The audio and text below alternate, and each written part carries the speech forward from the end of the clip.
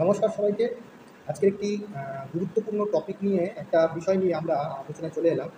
যেহেতু আজকের ভগবান শ্রীকৃষ্ণের আবির্ভাব তিথি বা আবির্ভাব দিবস যাই বলুন না কেন, তো আজকের আলোচনা বেশ বড় হবে না, তবে একটু ক্ষুদ্র একটি ছোট্ট ভিডিও বা ছোট্ট ক্ষুদ্র ভিডিওর মাধ্যমে আপনাদেরকে একটি বড় অংশের একটি তথ্য কিন্তু আপনাদের সামনে আমরা এখানে উপস্থাপন করব, এবং এই উপস্থাপনের মাধ্যমে আমরা দেখব যে আজকে তো ভগবান শ্রীকৃষ্ণের বাল্যরূপ অর্থাৎ গোপাল তত্ত্ব নিয়ে আলোচনা হবে আজকে ভিডিওর মাধ্যমে।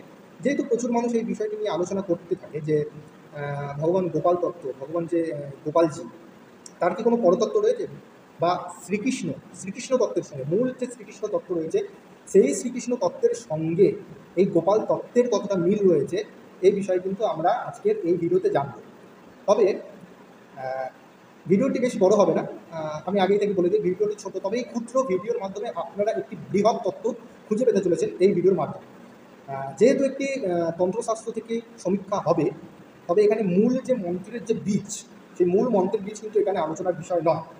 আলোচনার যেটা মূল বিষয় হবে সেইটা হচ্ছে আমরা কিছু তথ্য এখানে উপস্থাপন করবো। সেই তথ্যের মাধ্যমে ভগবান শ্রীকৃষ্ণ বা ভগবান গোপালজি, যিনি ভগবান শ্রী গোপালজি রয়েছে, সেই গোপালজির আমরা একটা পরতত্ত্ব বা পারম্যবাদের একটা সূচনা কিন্তু আমরা দেখতে পাবো। এটা কিন্তু বৈষ্ণব, যারা বৈষ্ণব মতাবলম্বী রয়েছে সেই বৈষ্ণব মতাবলম্বীর কাছে কিন্তু এই বিষয়টি কিন্তু অত্যন্ত চমকপ্রদ হতে পারে। আমি জানি না কতটা হতে পারে, তবে আমি বলবো অবশ্যই হতে পারে, কারণ আমরা এখানে শাস্ত্র নির্ভর আলোচনা করবো, শাস্ত্রের মাধ্যমে আমরা আলোচনা করবো। আমরা শাস্ত্রের বাইরে একটু কথা বলবো না। আর যদি তাদের মনে হয় যে এটা শাস্ত্রের বিরুদ্ধ কথা হচ্ছে, তারা তাহলে সেই শাস্ত্রের মধ্যে গিয়ে এই যে ভিডিওর যে কথা বা রেফারেন্স থাকবে সেই রেফারেন্সগুলো চেক করে নিতে পারে। ভিডিওর পূর্বে বলা হয়েছে যে এটি মূলত গোপাল বা শ্রীকৃষ্ণ বা গোপাল তত্ত্বের সমীক্ষা করা হচ্ছে, যেহেতু আজকে জন্মাষ্টমী তিথি, তো সেই উপলক্ষে আমরা চলুন আমরা আলোচনাটা শুরু করি। তো আমরা যদি শাস্ত্রের দিকে কিংবা বৈষ্ণবীয় আগমতন্ত্র সমীক্ষা করি, সেখানে স্পষ্ট উল্লেখিত যে স্বয়ং নারায়ণ, শ্রীকৃষ্ণ ও গোপাল মন্ত্র স্বপ্রেক্ষাপটে একই তত্ত্ব প্রতিপাদিত হয়। অর্থাৎ কী বোঝা যাচ্ছে, যে আমরা যদি শাস্ত্র নিরীক্ষণ করি, সেখানে যে উল্লিখিত যে চতুর্ভুজরূপী নারায়ণ, সেই চতুর্ভুজরূপী নারায়ণের সঙ্গে ভগবান শ্রীকৃষ্ণ এবং গোপালজি অর্থাৎ ভগবান শ্রীকৃষ্ণের যে বাল্য যে রূপ, তার একটা কিন্তু সামঞ্জস্য রয়েছে। এবার কীভাবে রয়েছে সেটা আমরা আলোচনা করে দেব।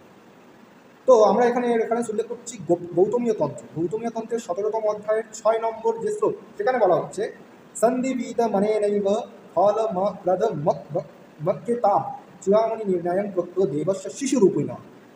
এখানে যে মন্ত্রটি রয়েছে, সেই মন্ত্রটি যেহেতু ভিডিওতে উল্লেখ্য বিষয় নয়, কারণ যেহেতু এটা বীজ মন্ত্রের কোনো উল্লেখিত বিষয় সর্বসম্মতি করা যায় না, তো এখানে যে মন্ত্রের যে চতুর্বর্গ লাভ এবং এই তন্ত্রে এর দ্বারা সমস্ত ফলপ্রদ হয়, এটাই হচ্ছে বালকরূপী ভগবান বাসুদেবের চূড়ামণি স্বরূপ মন্ত্র। যে মন্ত্রের ঋষি কি, যে মন্ত্রের ঋষি হচ্ছে তোমার নারদ, চন্দ্র, গায়ত্রী এবং দেবতা স্বয়ং হচ্ছে শ্রীকৃষ্ণ। এবং কোন মন্ত্রের কথা এখানে বলছি, সে মন্ত্রটা কিন্তু যারা কৃষ্ণ মন্ত্রে দীক্ষিত তারা কিন্তু বুঝে যাবে যে দেবতা কিন্তু স্বয়ং শ্রীকৃষ্ণ। এই যে মন্ত্রটা, যে এই যে গোপাল মন্ত্ররূপী ভগবান বাসুদেবের যে বালকরূপী যে মন্ত্রের একটা সমীক্ষা, সেখানে কিন্তু দেবতা কি বলছে, যে স্বয়ং শ্রীকৃষ্ণ। আচ্ছা, তাহলে বালকরূপী গোপালজির মন্ত্রের অধিষ্ঠাত্রী যে দেবতা, সে শ্রীকৃষ্ণ কীভাবে হচ্ছে? আবার এখানে কি আছে, ঋষি হচ্ছে নারদ, ছন্দ হচ্ছে গায়ত্রী ছন্দ।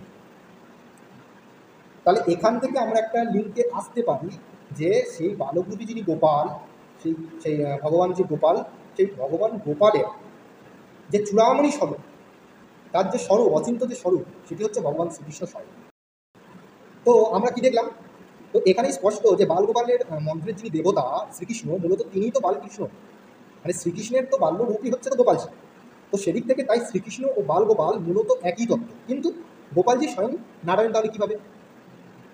এর একটি সমীক্ষা কিন্তু শাস্ত্রের মধ্যে রয়েছে। যেমন গৌতমীয় তন্ত্রের 17তম অধ্যায় 13 নম্বর শ্লোকে এই যে এখানে একটা ধ্যান রয়েছে, সেই ধ্যানের বর্ণনা করতে গিয়ে বলা হচ্ছে যে মথুরা নগরে কংসের অন্তঃপুরে গৃহ মধ্যে জাতমাত্র জগৎপতি ধ্যান করবে, এবং চতুর্ভুজ শঙ্খ চক্র গদা শঙ্খ ধর হরিণ, অর্থ যিনি চারি বাহুতে শঙ্খ চক্র সাঙ্গ ধারণ করিয়া বিরাজ করিতেছেন, অর্থাৎ বালগোপাল, শ্রীকৃষ্ণ, নারায়ণ, এই তিনটি কিন্তু একই তত্ত্ব বলে বর্ণিত হচ্ছে।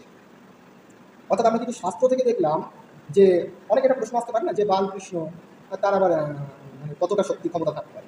এই বালগোপাল শ্রীকৃষ্ণের পুজো আমাদের প্রাচীন ঐতিহাসিক যে কত বড় সংস্কৃতি, এটা কিন্তু অনেকে জানে। ঠিক আছে, তো তাদের কাছে এই বিষয়টি অত্যন্ত স্পষ্টভাবে প্রতিপাদিত হবে যে বালগোপালের যে মূল স্বরূপ, এই বালগোপালের মূল স্বরূপই হচ্ছে ভগবান শ্রীকৃষ্ণের একত্ব বিষয়, অর্থাৎ শ্রীকৃষ্ণের বাল্যরূপ বালগোপাল, আর নারায়ণ হচ্ছে শ্রীকৃষ্ণ হচ্ছে স্বয়ং নারায়ণেরই অবতার। তো নারায়ণ তাহলে কী হচ্ছে, নারায়ণ, শ্রীকৃষ্ণ এবং গোপাল, এই তিনটি হচ্ছে একই অভেদ এবং তত্ত্ব, যেটা আমাদের গৌতমীয় তন্ত্রে কিন্তু বর্ণনা করা হয়েছে। তো যদিও এখানে আমি কিন্তু বীজ বা কোনো তন্ত্রের কোনো বৈজ্য রহস্য কিন্তু এখানে আমি ব্যক্ত করিনি, যেগুলো ব্যক্ত করার বিষয় নয়। তো সেক্ষেত্রে আমরা এখানে যেটি মূল খুঁজে পেলাম সেটি এখানে আলোচ্য বিষয় ছিল। আজকে যেহেতু জন্মাষ্টমী তিথি, তো সেই উপলক্ষে আমরা গোপালজির পরতত্ত্ব, শ্রীকৃষ্ণ এবং নারায়ণের সঙ্গে অভেদত্ব নিরূপণ আমরা করার চেষ্টা করলাম। ভিডিওটি ভালো লেগে থাকলে আমাদের পাশে থাকবেন, এবং এইরকম আরও মানে ভালো বিষয়, আমরা ধর্মীয় বিষয় অনেকগুলো এরকম আনতে চলেছি, সমীক্ষাত্মক বিষয় যেখানে থাকবে। ভিডিওটি ভালো লেগে থাকলে আমাদের পাশে থাকবেন। নমস্কার, ধন্যবাদ।